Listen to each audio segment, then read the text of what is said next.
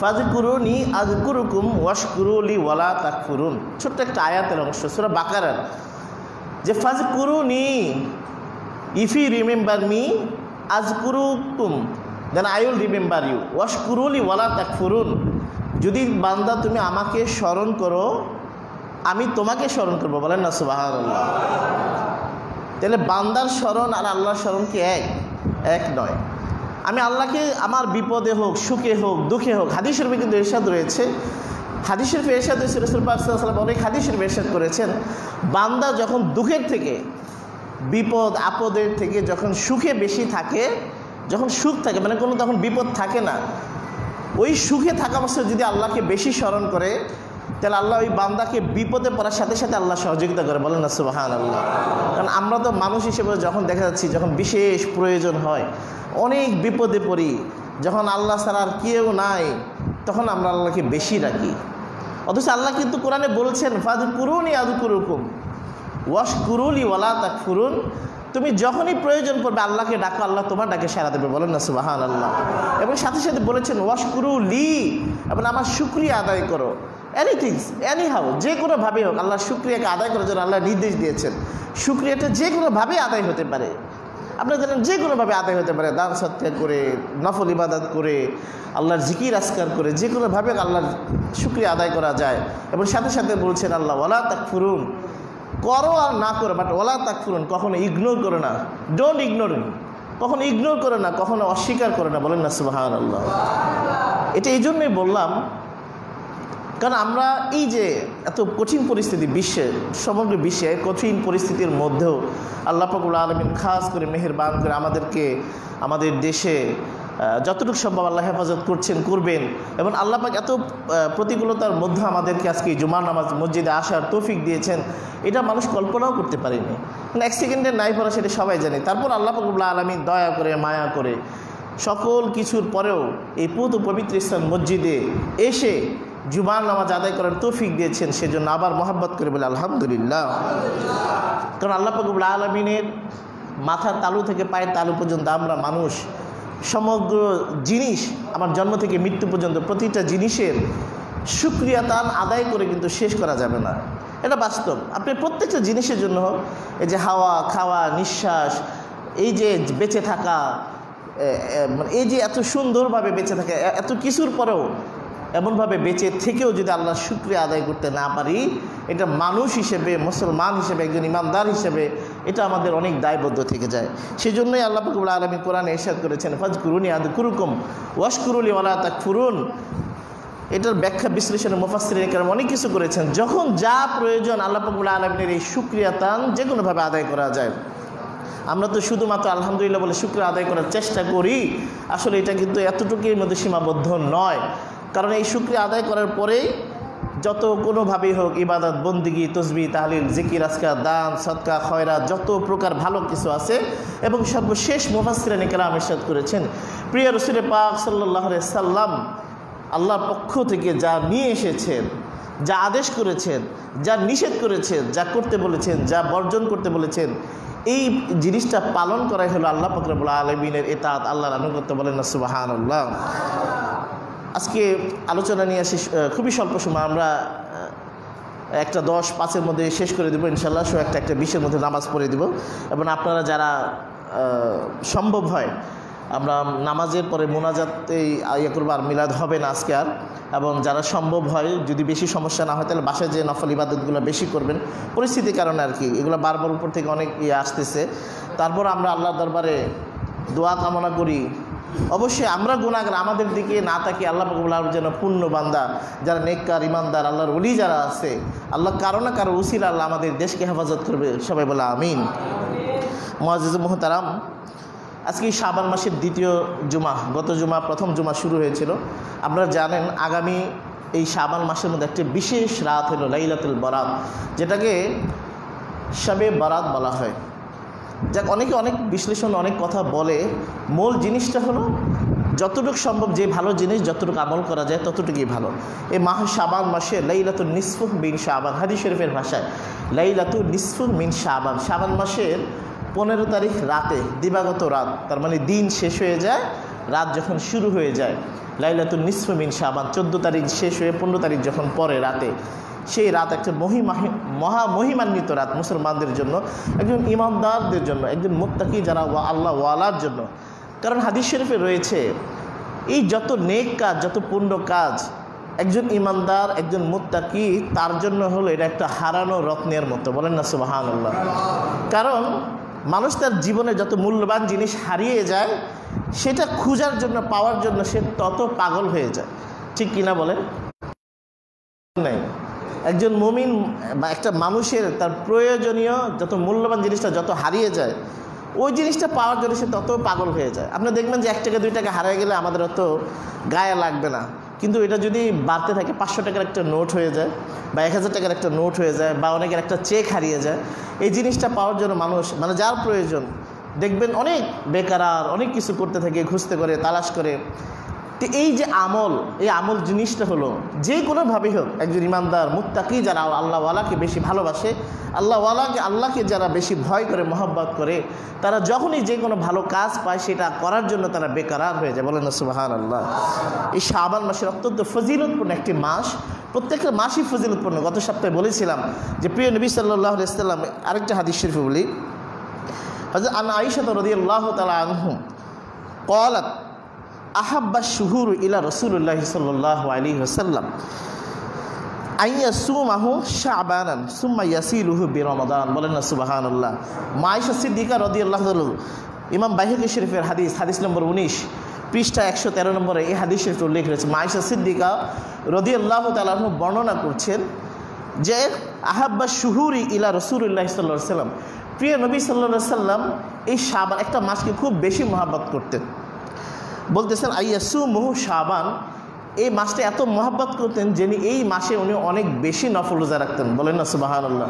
গত শুক্রবার একটা হাদিস শরীফ বলেছিলাম যে হযরত উসামা বিন যায়েদ রাদিয়াল্লাহু তাআলা একটা হাদিস শরীফ বর্ণিত হয়েছিল যে প্রিয় নবী সাল্লাল্লাহু আলাইহি ওয়াসাল্লাম এই শাবান মাসে রমজানের পরে এত বেশি নফল ইবাদত, বেশি নফল রোজা রাখতেন।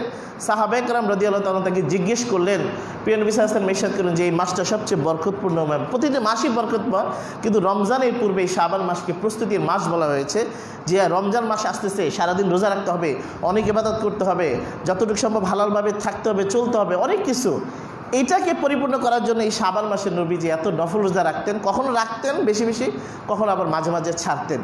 তো এই নফল রোজা এত ফজিলতপূর্ণ, সাহাবে কেরাম রাদিয়াল্লাহু তাআলা আনহু জিজ্ঞেস করলেন, ইয়া রাসূলুল্লাহ এই এত রোজা কেন রাখেন? নবীজি বললেন যে এই শাবান মাসে আল্লাহর দরবারে আমলগুলোকে যখন তোলা হবে, আমি নবী আশা করি যে ওই অবস্থায় যেন আমি রোজাদার অবস্থায় থাকি। বলি সুবহানাল্লাহ।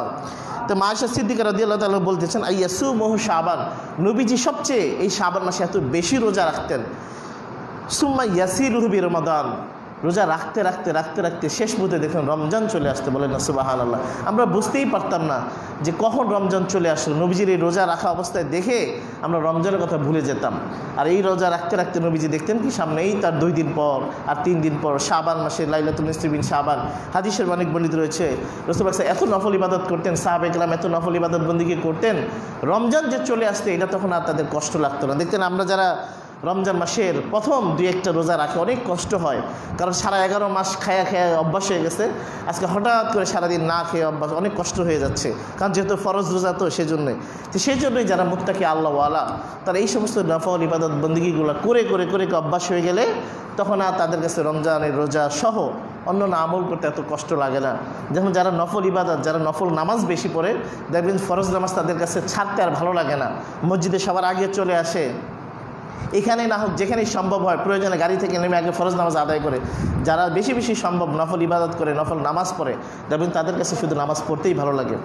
হযরত উমর রাদিয়াল্লাহু তাআলা আনহু হাদিস শরীফের ইরশাদের বর্ণিত হওয়ার পর মুফাসসির কেরাম রাদিয়াল্লাহু তাআলা আনহু এই হাদিসের ব্যাখ্যা তাফসীর করেছেন যে একজন ইমানদারের তার ইমান কতটুকু সবল আছে এই জিনিসটা বোঝার জন্য সবচেয়ে বড় জিনিস হলো যদি তার ভালো কাজ করার প্রতি আগ্রহ থাকে তাহলে বুঝতে হবে তার ইমানটা তাজা হচ্ছে। বলেন না সুবহানাল্লাহ।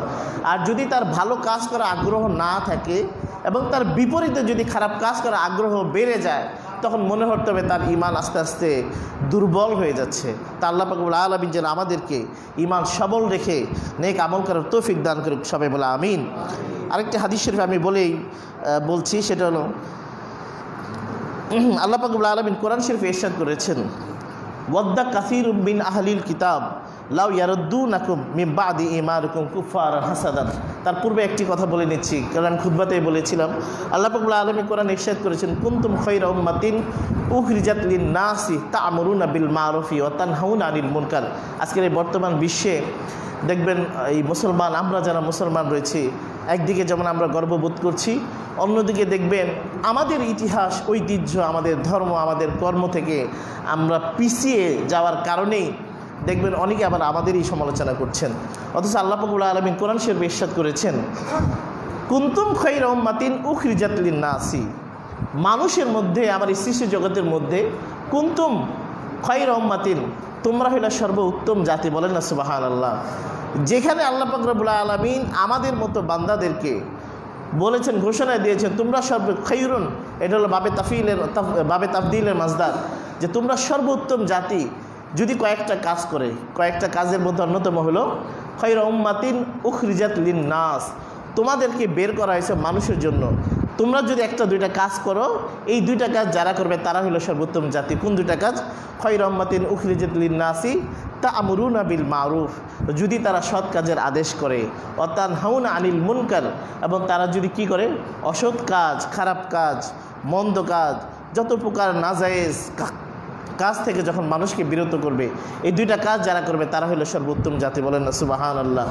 ইতিহাস বিশ্লেষণ, আপনি ইসলাম এমন একটি ধর্ম, মুসলমানদের এই আচার আচরণ, এই ব্যবহার, কালচার, এই কৃষ্টি, এরকম মুসলমানদের যারা ইমাম ছিলেন, যারা যুগে যুগে ইসলামের পতাকা বিজয় বিভিন্ন দেশে উড়িয়েছিলেন, এদের এই ধর্ম, এদের এই আচার আচরণ, এই যে কৃষ্টি কালচার, তাদের এই যে মন্দ কাজ, ভালো কাজের আদেশ, মন্দ কাজের থেকে মানুষকে বিরত রাখার এই পরামর্শ, এই সমস্ত কাজ, কৃষ্টি কালচার দেখেই বিশ্বের বিভিন্ন দেশে অনেক সাহাবে কেরাম, তাবিন, এদের থেকে দেখে শত শত মানুষ মুসলমান হয়ে গেছে। বলেন না সুবহানাল্লাহ। সর্বশেষ আমাদের ভারত উপমহাদেশে আপনারা সবাই জানেন, খাজা গরিবে নওয়াজ, খাজা মঈনুদ্দিন চিশতি আজমেরি সহ, বাংলাদেশে হযরত শাহজালাল ইয়ামিনী সহ অসংখ্য ওলি আল্লাহদের এই কারামত, এই যে কালচার, তাদের আমল আখলাক, এই যে মানুষকে সৎ কাজের আদেশ, অসৎ কাজ থেকে মানুষকে নিষেধ করার এই যে প্রক্রিয়ার মাধ্যমেই মানুষ দিনে দিনে যে ধর্মে, ইসলাম ধর্মের মধ্যে আকৃষ্ট হয়েছে। আজকে আমরা এই মুসলমান, এই ধর্মের শেষ মুহূর্তে, মানে আমরা এখন দেখছি যে মুসলমান এই সারা বিশ্বে মানুষ ইসলাম যে বাস্তব, Islam is the complete code of life, ইসলাম একটা পরিপূর্ণ জীবন ব্যবস্থা। সর্বশেষ মানুষ চিন্তা করছে যে ইসলাম ধর্মের যে জিনিস, বৈজ্ঞানিক সহ বিভিন্ন ইতিহাসবিদ মুসলমানদের প্রতিটা বিষয়ে গবেষণা করে, রিসার্চ করে, তারাই গবেষণা করে বলছে যে না, মুসলমানদের যে ধর্ম হয়তো আমরা কম পালন করি, কিন্তু আজ থেকে ১৫০০ বছর আগে থেকেই এই যে ইসলাম ধর্মের যে প্রতিটা বিষয় এত সুন্দর সাবলীলভাবে পরিস্ফুটিত হয়েছে, প্রকাশিত হয়েছে, বর্ণিত হয়েছে। আজকে মুসলমান না পালন করার কারণে, আমরা না বোঝার কারণে, না আমল করার কারণেই দেখা যাচ্ছে আমরা নিজেরাই পিছিয়ে পড়ছি। অথচ আল্লাহ পাক রব্বুল আলামিন কোরআন শরীফে ইরশাদ করতেছেন, ওয়াদ্দা কাসীরুম মিন আহলিল কিতাবি লাউ ইয়ারুদ্দুনাকুম মিন বাদি ঈমানিকুম কুফারান হাসাদা। বলতেছেন এত কিছুর পরেও, খেয়াল করেন খুবই সূক্ষ্ম জিনিস, যে ঈমান আনার পরেও এই যে মুসলমানদের আমল আখলাক, এত কিছুর পরেও আল্লাহ বলতেছেন ওয়াদ্দা কাসীরুম মিন আহলিল কিতাব, এত কিছুর পরেও কিছু আহলিল কিতাব যারা কাফির মুশরিক, বিধর্মী, নাসারা, ইহুদি, এদের মধ্যে থেকে, সবাই না, এদের মধ্যে ওয়াদ্দা কাসীরুম মিন আহলিল কিতাব, ওই সমস্ত আহলিল কিতাবদের মধ্যে থেকে অনেকেই আবার কি করে, লাউ ইয়ারুদ্দুনাকুম, যেন তোমরা ফিরে যাও, মিন বাদি ঈমানিকুম, তোমরা ঈমান আনার পরেও। আমি সেই জন্য কিন্তু প্রথমে আলোচনা করেছিলাম যে এত কিছুর পরেও দেখেন যে ইসলাম ধর্মে এরাই কিন্তু গবেষণা করে, অথচ আমাদের এই ধর্ম এত কিছুর পরেও এই সমস্ত আহলে কিতাব, মুশরিক, কাফের, নাসারা, বিধর্মীদের এদের কৃষ্টি কালচার হইল ওয়াদ্দা কাসীরুম মিন আহলিল কিতাবি লাউ ইয়ারুদ্দুনাকুম মিন বাদি ঈমানিকুম, তোমরা ঈমান আনার পরেও, আমল আখলাক এত কিছু করার পরেও তারা কি করবে, কুফফারান হাসাদান, হিংসাবশত তোমরা যেন আবার কাফের হয়ে যাও, কুফরি করো, খারাপ কাজে লিপ্ত হয়ে যাও, তোমাদের ঈমান যেন না থাকে, এরকম চেষ্টা করে এই সমস্ত আহলিল কিতাব। বলেন না নাউজুবিল্লাহ। খুবই সূক্ষ্ম জিনিস। সেই জন্য আজকে কোরআনের আয়াতটা আমি নিয়ে এসেছি। এই জন্যই এত পরিস্থিতির মধ্যেও দেখবেন যে যত কিছুই হোক, মুসলমানদের সাথে ভালো ব্যবহার করার পরেও তারা সব কিছু জানে বুঝে, তারপরেও কি করবে, এই সমস্ত মুসলমান ইমানদার মুত্তাকি আল্লাহওয়ালা এরা যেন আবার কাফের হয়ে যায়, খারাপ হয়ে যায়, মানে বেদিন হয়ে যায়, বিধর্মী হয়ে যায়, তারা আপ্রাণ চেষ্টা করতে থাকে। আল্লাহ পাক সেই জন্যই কিন্তু কোরআন ইরশাদ করেছেন সাবধান হয়ে থাকতে হবে যে বাদা ইমানিকুম কুফফারান হাসাদান, হিংসাবশত তারা কি করে, কাফের মানে মুমিন মুত্তাকি যারা আছে এদের ইমানকে নষ্ট করার জন্য তারা চেষ্টা করে। আমাদেরকে খুবই সাবধান থাকতে হবে প্রতিটা বিষয়ে। আল্লাহ পাক রব্বুল আলামিন আমাদেরকে বোঝার তৌফিক দান করে সবাই বলে আমিন। এবং সর্বশেষ আমল আখলাক, আমি আমার আরেকটা হাদিস শরীফে ইরশাদ মানে বর্ণনা করেছিলাম। আল্লাহ পাক রব্বুল আলামিন কোরআনে ইরশাদ করেছেন ইন্নাস সালাতা তানহা আনিল ফাহশাই ওয়াল মুনকার ওয়াল বাগই ইয়াইযুকুম লাআল্লাকুম তাযাক্কারুন, যে নামাজ এমন একটা জিনিস, কারণ মুসলমানদের ইমান আনার প্রায় 1.5 থেকে 2 বছর পরেই নামাজের ঘোষণা এসেছে। সর্বশেষ আমাদের আমলের মধ্যে নামাজ, আমি অনুরোধ করব যে অবশ্যই ফরজ নামাজ তো অবশ্যই পড়তে হবে। বর্তমান পরিস্থিতির মধ্যে আপনারা সবাই জানেন যে একসাথে মানুষ হওয়াটাই অনেক মুসিবত। ঢাকা শহরে দেখলাম যে শুধু ফরজ নামাজটা মসজিদে পড়ে, বাকি সুন্নত ফরজের পরপরই গেট লাগাই দেয়। যাই হোক পরিস্থিতির কারণে আমি বর্ণনা করতেছি। আপনারা যাদের সম্ভব অবশ্যই নফল ইবাদত বন্দেগী, যেহেতু ঘরে আমরা হোম কোয়ারেন্টাইনে আছি, যদিও পরিবেশ এরকমই, কিন্তু কষ্ট করে হলেও নিজেদেরকে একটু সাবধান থাকতে হবে, সচেতন থাকতে হবে। আর এই সুযোগে আমাদের যতটুকু সম্ভব যত বেশি নফল ইবাদত বন্দেগীগুলো করা যায়, কারণ সময় কিন্তু সবসময় আসে না। অনেক বিপদ আপদ কিন্তু অনেক মানুষকে অনেক শিক্ষা দেয়, কারণ এই যে এই বিপদ আপদগুলো ইমানদের একটা পরীক্ষা, ইমানদারের জন্য। আল্লাহ রাব্বুল আলামিন কোরআনে সূরা বাকারায় বলেছেন ওয়ালা নাবলু আন্নাকুম বিশাইয়্যিম মিনাল খাউফি, যেখানে আল্লাহ নিজে ঘোষণা করেছেন ওয়ালা নাবলু আন্নাকুম, যারা আরবি হাফেজ সাহেব যারা আছেন এরা বুঝেন যে এখানে তাকিদ ব্যবহার করা হয়েছে দুইটা, নিশ্চয়ই লাম একটি তাকিদ, ওয়ালা নাবলু আন্নাকুম নুনের রূপে তাসদীদ এবং আরেকটি তাকিদ। আল্লাহ নিজে বলতেছেন ওয়ালা নাবলু আন্নাকুম, আমি তোমাদেরকে অবশ্যই পরীক্ষা করব বিশাইয়্যিম মিনাল খাউফি, সেটা জিনিসটা যতই ছোট হোক, শাইইন মানে জিনিস, বিশাইয়্যিম মানে যত ক্ষুদ্রই হোক জিনিসটা আমার কাছে যত, যেমন আমার 100 টাকা হারিয়ে গেছে, এটা আমার কাছে অনেক ছোট, কিন্তু আমার চেয়ে যারা আরও অসহায় দরিদ্র আছে তার জন্য 100 টাকা অনেক কিছু। আবার দেখবেন আমার চেয়ে অবস্থা যার ভালো আছে তার 500 টাকা হারাইলেও কষ্ট হবে না। সেই জন্যই বর্ণনা করেছে বিশাইয়্যিম মিনাল খাউফ, আমি ভয় দিয়ে পরীক্ষা করব। অল জুই, আমি ক্ষুধার অভাব, ক্ষুধা মন্দা, আমি খাবার দিয়ে পরীক্ষা করব, খাবার না রেখেও পরীক্ষা করব। অনেকেই কিন্তু বলে থাকেন যে ধন দৌলত বেশি থাকলেও একটা ইমানি পরীক্ষা, আবার না থাকলেও কিন্তু আরেকটা ইমানি পরীক্ষা। আবার হাদিস শরীফেও রয়েছে, আপনারা জানেন যে বেশি দরিদ্র হওয়াটা আবার ইমান হরণের কারণ, আবার অধিক সম্পদ হওয়াটা আবার ইমান হরণের কারণ। যদি ওই সম্পদ আল্লাহ বাংলা রসুলের রাস্তায় দান সৎকা হালাল কাজে বৈধ কাজে যদি ব্যয় না হয়, ইনকামটা যদি তার হালাল না হয়, তাহলে তার ইমান নষ্ট হয়ে যাওয়ার কারণ। আবার ওই যে দরিদ্র একেবারে দরিদ্র, সে যদি অর্থের অভাবে ইমান হারা হয়ে যায়, কোনো খারাপ কাজে লিপ্ত হয়ে যায়, যদি তার ইমান চলে যায়, এটাও একেবারে অধিক দরিদ্রটাও ইমান হরণের কারণ। তো এই জিনিসগুলো আমাদের অবশ্যই খেয়াল রাখতে হবে। এবং সর্বশেষ ইন্নাস সালাতা তানহা আনিল ফাহশাই ওয়াল মুনকার, আল্লাহ পাক রব্বুল আলামিন কোরআনে ইরশাদই করেছেন যে মানুষ তার সমাজ থেকে, তার ব্যক্তি, তার সমাজ, রাষ্ট্রীয় জীবন, পারিবারিক প্রতিটা মুহূর্তেই, প্রতিটা ক্ষেত্র থেকেই যদি নামাজ ব্যক্তিগতভাবে হোক, জামাতে হোক, ফরজ হোক, এই নামাজটা যদি আদায় করে, তা তানহা আনিল ফাহশাই ওয়াল মুনকার, সমস্ত প্রকার খারাপ কাজ থেকে আল্লাহ পাক রব্বুল আলামিন সবাইকে মুক্তি দেয়। এবং এই নামাজ আদায়ের মাধ্যমে এই জিনিসগুলো থেকে মুক্তি পাওয়া যায়। বলেন না সুবহানাল্লাহ। তা আমরা অবশ্যই চেষ্টা করব শাবান মাসের ফজিলত যতটুকু সম্ভব, খুবই স্বল্প সময়ের মধ্যে আলোচনা করলাম। আপনারা জানেন যারা যতটুকু সম্ভব অবশ্যই নফল ইবাদত, নফল রোজা এবং দান সৎকার করার চেষ্টা করবেন। এবং পাড়া প্রতিবেশী যারা আছে এই অবস্থায়, এই যে কঠিন পরিস্থিতিতে করোনা ভাইরাস থেকে মুক্তির জন্য অবশ্যই আমরা খাস করে দোয়া করব, তওবা ইস্তেগফার করব, যে যা পারেন তাই করবেন, যতটুকু সম্ভব দান সৎকার অবশ্যই করবেন। এবং বিশেষ করে আমাদের যাদের অবস্থা একটু ভালো আছে, যারা একটু হতদরিদ্র আছে, এদের দিকে একটু নজর রাখার চেষ্টা করবেন, যে কোনোভাবে সহযোগিতা করবেন। আল্লাহ পাক রব্বুল আলামিন আমাদের সবাইকেই এই কঠিন মুহূর্তে আমাদেরকে আমাদের ইমানের উপরে অটল থেকে আমাদেরকে নেক আমল করার তৌফিক দান করুক সবাই বলে আমিন। এবং বিশেষ করে নামাজের পরপরই আমরা মোনাজাত হবে, মানে নামাজের পরে যে মোনাজাতটিতে আমরা খাস করে দোয়া করব। আজকে আর মিলাদ হবে না। আপনারা যার যে অবস্থানে আছেন, দোকানে, বাসায়, বাড়িতে, বেশি করে আমি অনুরোধ করব বেশি করে নফল ইবাদত করবেন, দোয়া তসবিহ তাহলিল জিকির আজকার করবেন।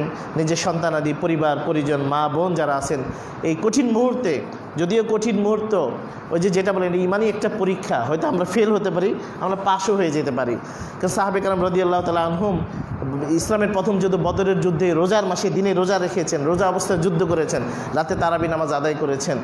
এটা হলো আমাদের শিক্ষা এখন আর ওই পরিস্থিতি নাই, কিন্তু তারপর ওই জিনিসটা আমাদের এখন যে পরিস্থিতি, যে পরিবেশ, যে সমাজ, এই সমাজের মধ্যে বৈধভাবে ঈমান ও আমলের বেঁচে থেকে, অটল থেকে সাহাবে কেরামরা যেভাবে জীবনযাপন করেছেন, এখন কিন্তু আমাদের অত কষ্ট করতে হয় না। কিন্তু তারপর আমাদের যে সমাজ, আমাদের যে ঈমান, ওইটাকে মজবুত রেখে আমাদেরকে যতটুকু সম্ভব ঈমান ও আমলের উপরে হেফাজত থেকে নেক আমল করার তৌফিক দান করে সবাই বলে আমিন।